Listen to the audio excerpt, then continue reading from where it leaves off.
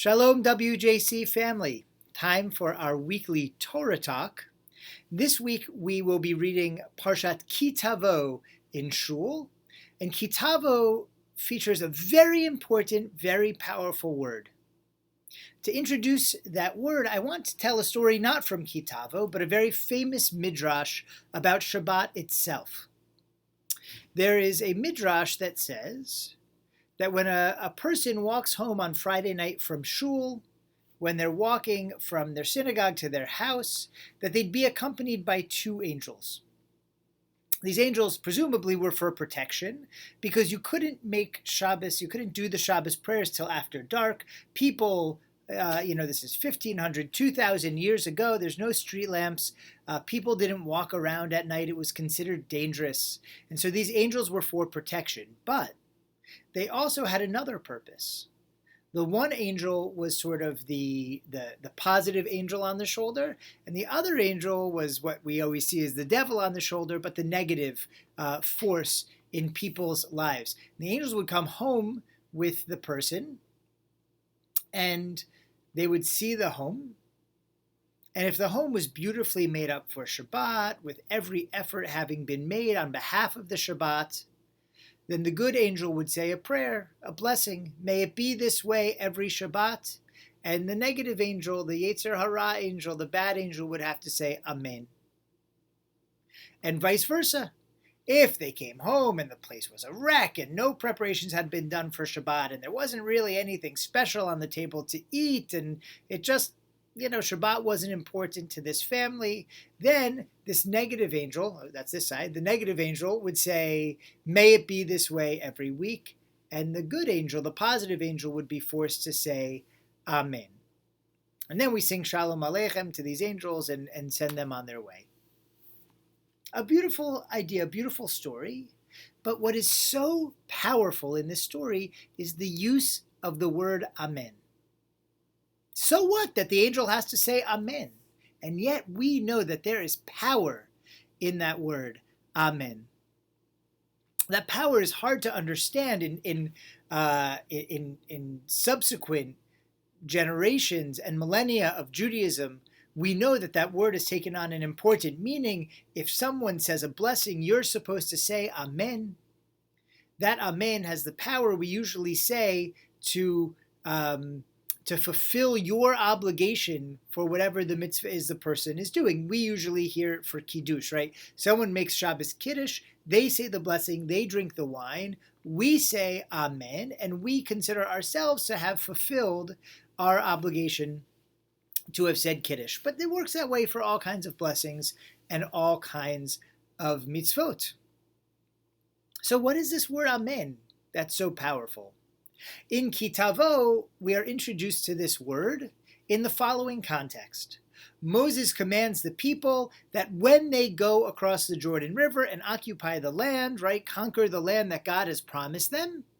And remember that Moses is not going with them, so he's got to give them these instructions. He won't be there to do this with them.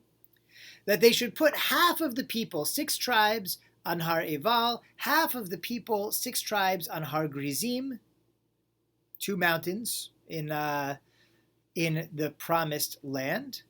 And the Levites and the Kohanim and the ark should be in the middle.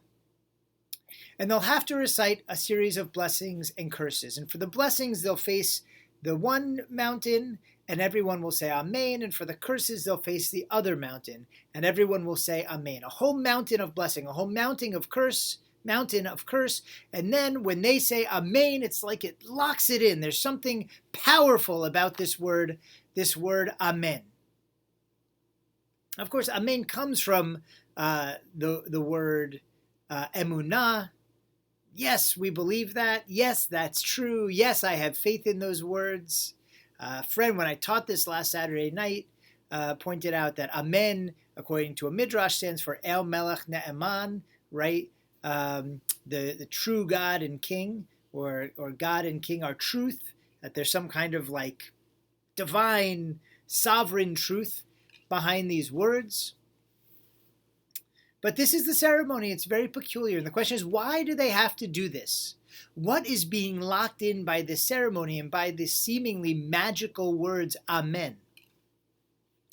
For those of you who are Harry Potter fans, it almost sounds like the unbreakable charm, right? The unbreakable oath. That you say these things, and when you say Amen, it's like when they would wave their wand over the hands bound for the unbreakable oath. But we don't believe in magic, at least not that kind of magic. So what's happening here? I want to share one last source with you. It's from the Talmud, and I think it sheds some important light on the power of this word Amen. We learn in Brachot 53b, the Gemara asks, it's in the middle of a conversation, is that to say that one who recites a blessing is preferable to one who answers Amen, right? So they're having a debate. They're in the middle of a debate. Which is the more powerful thing, to actually say the blessing or to say the words Amen? Seems like we would think saying the blessing is more important, that Amen is secondary. You're somehow being fulfilled by the other person. But let's see how this goes. So wasn't it taught in a Breita that Rabbi Yossi said, the reward of the one who answers Amen is greater than the reward of the one who recites the blessing? Rabbi Nahorai said to him, by heavens, it's exactly as Rabbi Yossi said. Because know that this is true, as when a military assistants, when the lower class of military soldiers descend to the battlefield, they start a battle, but then they send out the mighty afterwards to descend, and that's who pushes them over the finish line. That's who prevails. So too, when one recites a blessing, right? The blessing is like a weaker version, but then when someone says Amen, it pushes that blessing, right? Those are the heroes who push the blessing across the finish line, who give the blessing its power. So the Talmud continues, actually, this was something debated among these early rabbis like Rabbi Yossi and Rabbi Nahorai, right? They taught in a Breita both the one who recites a blessing and the one who answers Amen are included among those who stand up and bless, but they hurry to reward the one who recites the blessing more than they hurry to reward the one who answers Amen. Right? So one Breita says, no, the one who says the blessing actually gets the bigger reward. Another Breita says, no, the one who says Amen gets the bigger reward. And the answer is probably that they're both true, but let's think that out. Because this is really remarkable. If the one who recites the blessing gets the greater reward, that's how we usually think of it. I say a blessing, I get this reward, you say Amen, and you're kind of riding the coattails of the blessing, and you're yotzei, you fulfilled your mitzvah.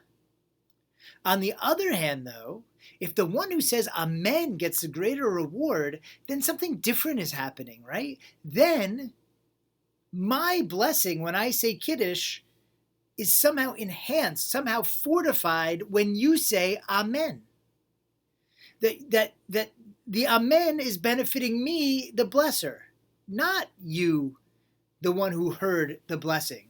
That's a powerful idea, right? Almost that we can all take part in the blessing. And that seems to be what's being emphasized here as well in our parsha, in Ki Tavo. Right? Everyone recites these blessings. When they say Amen, there's this connection, there's this chizuk, there's this extra effect that's added to it that locks in the blessings. And so too the curses. Right? Just like the angels on our shoulders when it comes to Shabbat, the words themselves are arbitrary. We have to fulfill them. But the saying of the words and the responding of Amen it's not so much about the words themselves. It combines us together. It doesn't bind our words like the unbreakable oath. It binds us to each other as one.